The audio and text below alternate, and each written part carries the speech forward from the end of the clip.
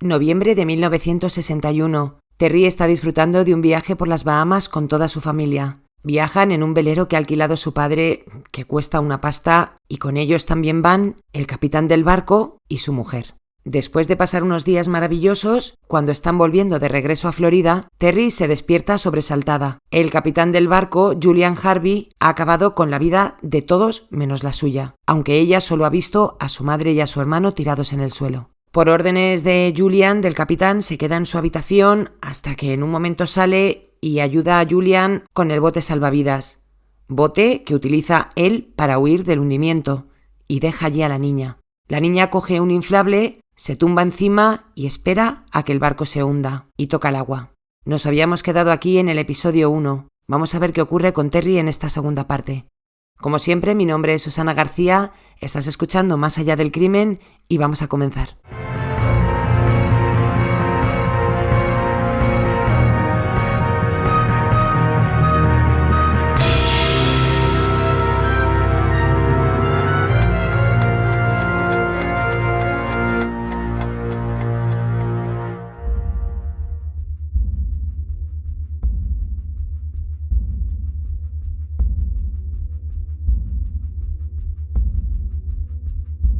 El agua, a pesar de todo, no está fría.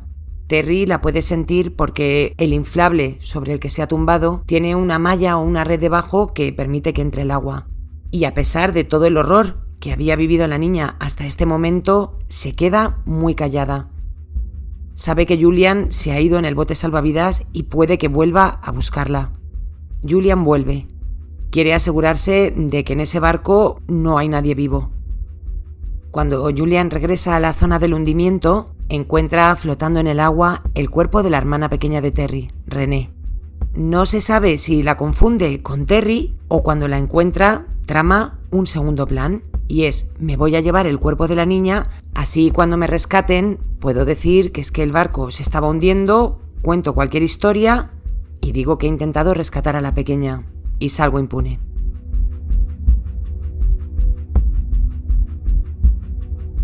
Terry sigue en silencio.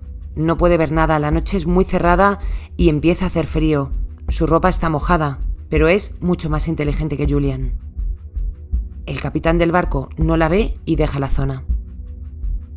Si recordáis, en el episodio 1 os había contado que la niña había visto a Julian con un bidón de gasolina cuando la manda a su litera otra vez de vuelta. Pues este bidón de gasolina lo había usado para su bote salvavidas y para salir huyendo de allí. Es decir, echó gasolina, arrancó y se fue a pedir ayuda. O a pedir ayuda o a ponerse en una zona un poco más visible para ser rescatado como una víctima. Terry, mientras tanto, se ha quedado sola en el inflable en medio del océano Atlántico. No sabe dónde está. La noche está nublada, ha caído un poquito de lluvia y no alcanza a ver nada. Está muerta de frío, tirita. Tened en cuenta que es que está mojada todo el rato y la noche no es de lo más apacible. Y digo apacible en el sentido del tiempo, porque hacía una noche bastante fría. Sí que es verdad que no había tormentas, el mar estaba bastante calmado, entonces no había un gran temporal, pero sí bastante frío. Y ya os digo que había algo de chubasco. Lleva puesta una blusa y un pantalón rosa y no tiene nada con que abrigarse, ni tiene agua, ni tiene evidentemente comida. Y no es que tuviera nada de ropa con la que protegerse, es que debido a cómo estaba diseñado el inflable, su cuerpo estaba constantemente tocando el agua. Y esto, pensad que es que estos inflables están diseñados pues por si alguien cae al mar, tirarlo es como una especie de salvavidas y no está hecho para soportar el peso de una persona. Se hace de día, algo que a Terry le relaja bastante, pero a la vez le produce bastante miedo. Es cuando realmente ella se da cuenta de dónde está todo lo que le rodea y que realmente está sola en medio del Atlántico. Y sí que es verdad que el día le calma un poco en el sentido de que tiene algo más de calor, su cuerpo va cogiendo temperatura, pero también el sol atiza fuerte y empieza a quemarle la piel. Encuentra una solución que es sumergirse en el agua para refrescarse un poco durante el día, Pero claro, en medio de donde está, muchísimos peces empiezan a morderla. Cuanto más se baña Terry, más le cuesta otra vez subirse al bote y más mordidas tiene, así que decide no volver a tirarse.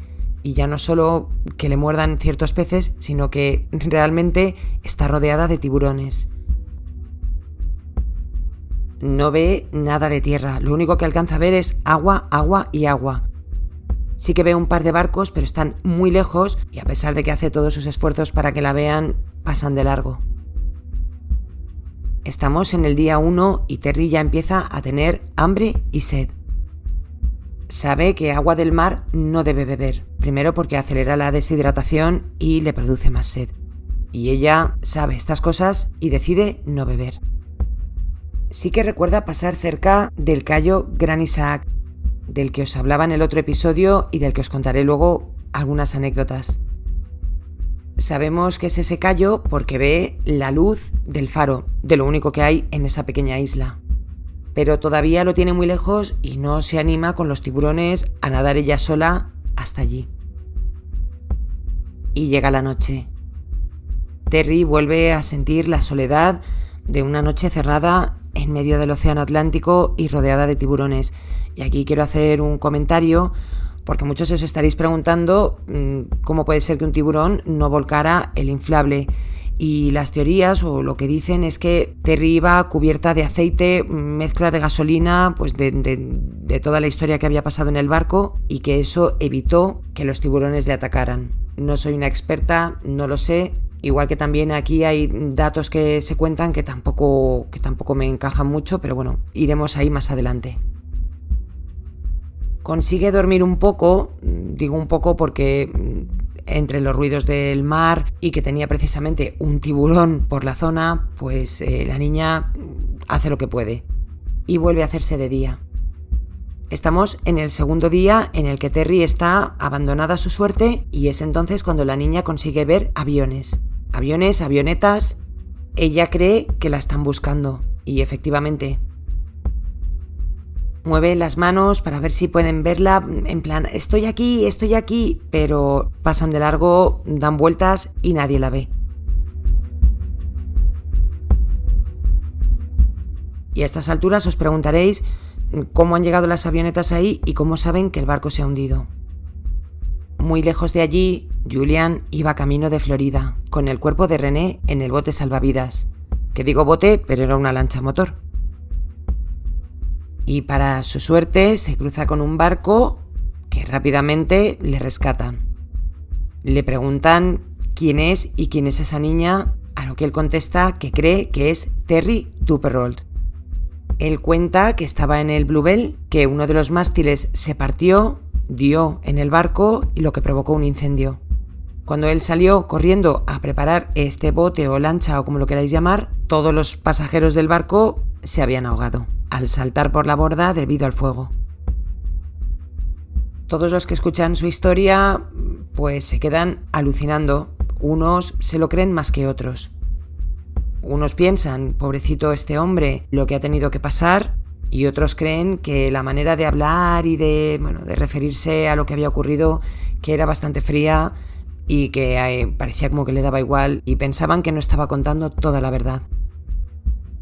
Los guardacostas deciden llevar a Julian a un hotel, pues hasta que se aclare todo lo sucedido. Y este señor pues se va a comprar ropa nueva, por lo visto había un montón de dinero mojado tirado por la habitación, o sea que es que hasta se había llevado dinero del barco, se había dado al alcohol, pues se había bebido lo tuyo y lo mío, y actuaba de una manera un tanto extraña. Pero volveremos a la historia de Julian un poco más adelante. Ahora vamos a volver con Terry.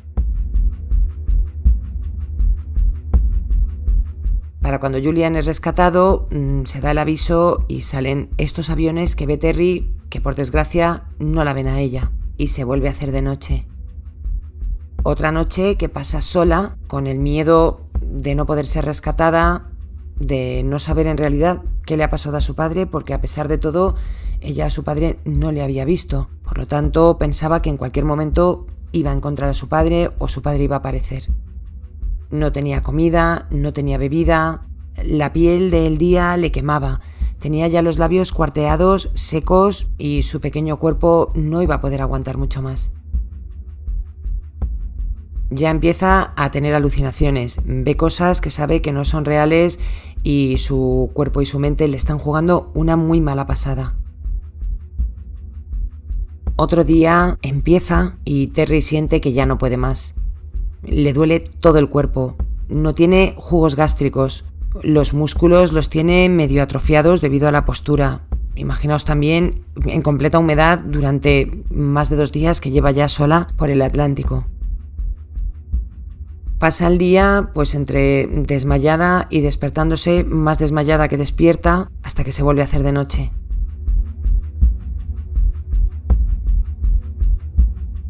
Durante el día, y ya en tierra, Julian testifica.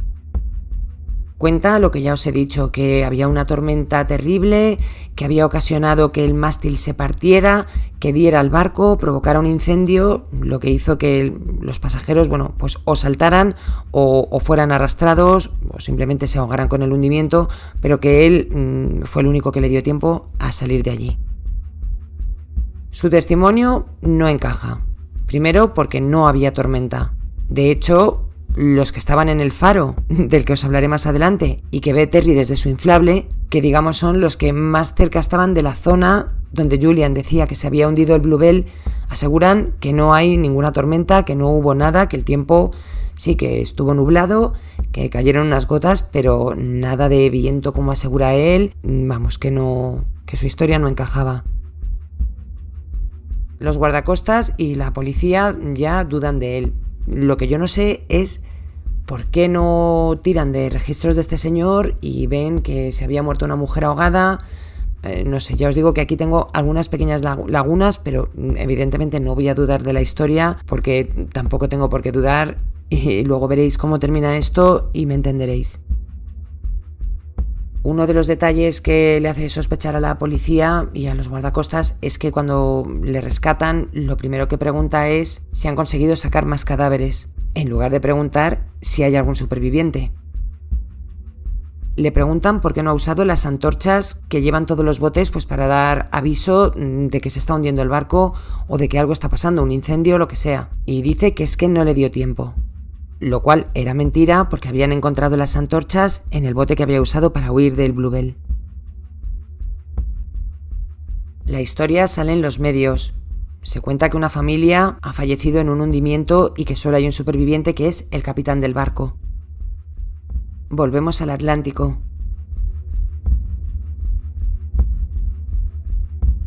Terry no aguanta más, cualquier persona no habría aguantado. Es su 4.º día y se siente muy frágil. Hay un momento que ve unas orcas que le hacen un poco devolver la ilusión. Ella piensa que entre toda esa catástrofe, sus padres que no están, sus hermanos y toda la gente que ha muerto en el barco, pues que esto es una señal como de ánimo, de seguir adelante. Y ella se lo toma así. A no mucha distancia de donde se encuentra Terry, el carguero Capitán Theo viaja desde Bélgica hasta Texas. En cubierta hay un marinero que está mirando al mar. A lo lejos ve algo en lo que se fija y pronto quita la mirada porque piensa que es la espuma que dejan las olas en el mar. Pero después de permanecer un rato mirando al punto que él estaba viendo, ve que la espuma no desaparece y que ese punto blanco sigue fijo ahí y decide llamar al capitán. Juntos miran, el objeto se encuentra como a 1 milla de distancia y poco a poco se van acercando. Y según van llegando hacia el punto blanco que estaban viendo, se sorprenden al ver a una niña pequeña, rubia, que les mira y les sonríe y les saluda. El punto blanco que veían era el inflable. Lo que no sabían, primero que era un inflable y segundo que dentro había una niña pequeña en medio del océano. Y allí se encontraba Terry sentada en el inflable con los pies en alto para no meterlos dentro del agua y hay una fotografía muy famosa que realmente ilustra bastante bien lo que vivió la pobre chavala y que la saca un marinero del barco. Pronto la rescatan y la suben a cubierta. No pueden darle agua porque primero no puede beber. Tiene los labios muy cortados y con una esponja le empiezan a dar de poquito a poquito para mantener la zona pues con humedad y que pueda ir bebiendo. Todos los marineros están a una y todos ayudan a Terry. Le preguntan cómo se llaman sus padres para dar aviso para que sepan que la niña está allí. Y ella mira al mar y con su pequeño dedo pulgar señala hacia abajo. Solo acierta a decir Bluebell y entra en coma. El capitán llama a los guardacostas contando que han encontrado a una niña en medio del océano y que se encuentra en una situación bastante crítica, y hasta allí va un helicóptero para llevarse a Terry al hospital. Y en tierra está Julian contando a la policía la historia como mejor le viene. Durante unos días sí que estuvo en este hotel que os digo que le puso la policía, pero luego se trasladó a casa de un amigo que vivía en Miami. Este amigo asegura que Julian le cuenta que no ha dicho toda la verdad porque en realidad lo que había hecho es, dice que todo lo del incendio y del hundimiento, que todo es verdad, pero que del miedo ni se fijó si podía rescatar a nadie, cogió el bote y se largó de allí. Historia que yo tampoco me creo, pero bueno, es la que cuenta él. En comisaría está testificando Julian, que no está como detenido, sino como testigo, y también está el dueño del barco. Y según está contando esta historia increíble que no se la cree nadie, el detective que le está interrogando recibe una llamada. Le avisan de que Terry ha sobrevivido y que está en el hospital. Los detectives le cuentan a Julian que ha habido una superviviente y que Terry no ha fallecido en el hundimiento. Julian se levanta gritando «¿No es eso maravilloso?», de una manera que a los agentes le parece un poco rara. Miró por la ventana, se quedó mirando al vacío y dijo «Tengo que irme un momento, tengo que organizar unas cosas familiares». Y como no estaba detenido, le preguntaron otra vez «¿No desea quedarse?», y dijo «No, me tengo que marchar». Terry de momento está bastante grave y no puede hablar, pero Julian ya se teme lo peor. Hay una testigo y ya su plan de acabar con su mujer y los demás, el resto de la familia, por extensión, iba a quedar al descubierto. Y como no estaba detenido, sino que era solo un testigo, de momento, la policía decide ponerle protección a Terry en el hospital. Julian reservó una habitación en el motel Sandman y le dieron la habitación 17. Una vez allí, se bebió todo el alcohol que tenía, dejó todo muy colocado y sacó un álbum. Con las mismas cogió una cuchilla y en su cama se pegó un corte.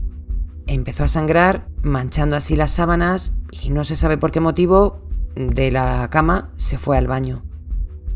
En el camino pasó por la mesita donde había dejado el álbum de fotos y cogió la foto de su mujer y la de su hijo, uno de ellos, y las puso en el lavabo. Y con las mismas empezó a cortarse, en la pierna, en el cuello, en las muñecas. Se sentó en el suelo mirando las fotos de su mujer y de su hijo, hasta que a la mañana siguiente, la chica de la limpieza, cuando llama a la puerta de la habitación 17, no le abre nadie. Y decide entrar pensando que está vacía y así puede entrar a limpiar. Dentro nota un olor un poco raro y ve que las sábanas están manchadas de sangre. Al recogerlas, encuentra un billete de $10 clavado a la almohada, que no se sabe por qué Julian lo dejó allí, de propina tal vez. Y con las mismas la mujer se fue al baño, pero no podía abrir la puerta, algo se lo impedía. Y entre el olor, la sangre de las sábanas y lo de la puerta del baño, decide llamar a su manager, quien a su vez llama a la policía. Un agente tira la puerta del baño abajo y encuentran la escena, Julian sin vida tirado en el suelo, con las fotos en el lavabo. La policía para entonces ya sabe quién es. Julian se había quitado la vida porque sabía que Terry iba a contar su historia y la suya no iba a ser nada creíble. Terry seguía en el hospital, le costó, creo que he leído 4 o 5 días hasta que pudo tener otra vez sensación de estar en tierra.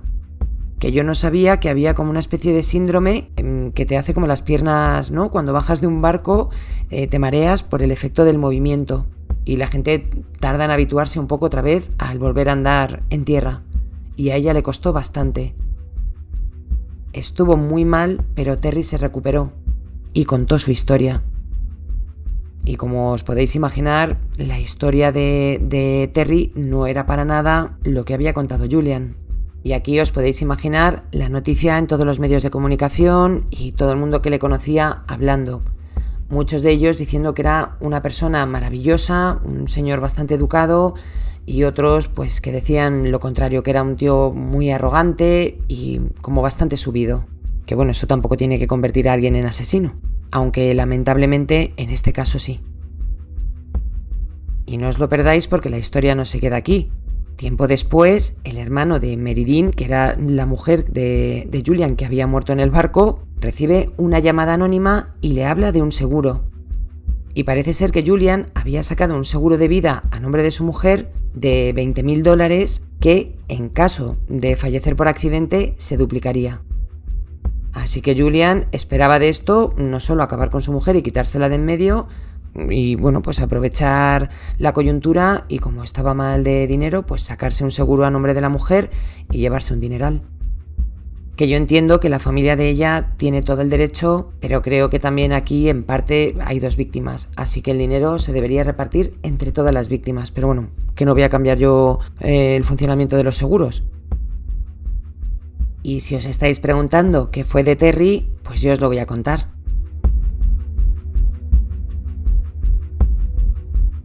Poco después de salir del hospital, se fue a vivir con su tía, con el marido de esta, con los hijos que tenía y la abuela que vivía bastante cerca. En 1971, con tan solo 21 años y 10 años después del accidente, Terry conoció al que sería su marido el 4 de julio y se casaron muy poquito tiempo después de haberse conocido. Juntos tuvieron una niña y se divorciaron 3 años después, en 1974. Decidió mudarse a Florida a casa del hermano de su exmarido, que os sonará un poco raro, pero la familia de su marido de John era como una segunda familia para ella y decidió mudarse con su niña y empezar una nueva vida. Y allí conoció a Spencer y con él se fue a vivir en 1976, con él, con su hija y con otra hija que tenía su ahora nuevo marido.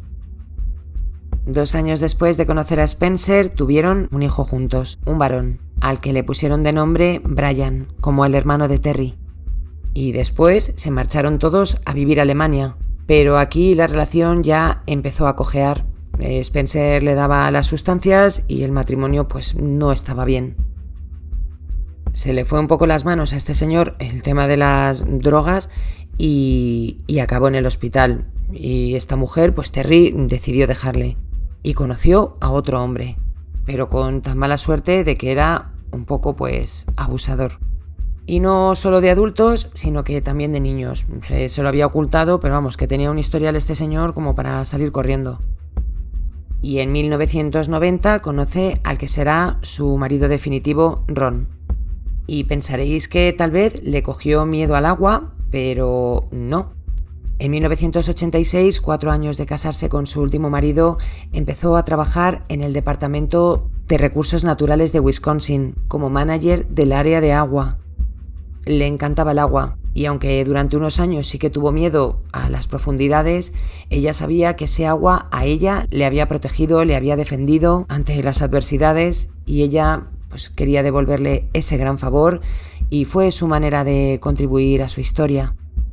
Publicó un libro que está a la venta, lo tenéis en Amazon, en cualquier sitio, vamos, lo podéis encontrar, que se titula Alone, Orphaned on the Ocean, que vendría a ser algo así como Sola, una huérfana en el océano, donde cuenta todo lo que vivió en aquel terrible noviembre de 1961.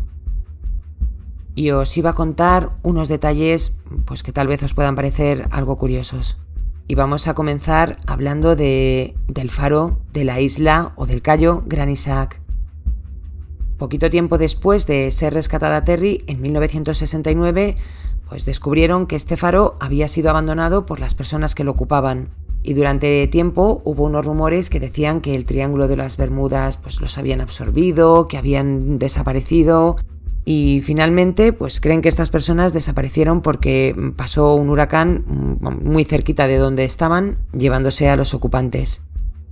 También dicen que en ese cayó hay muchísimos fantasmas, el de un chico que fue comido por un tiburón y otras muchas más historias. Actualmente este faro está totalmente abandonado.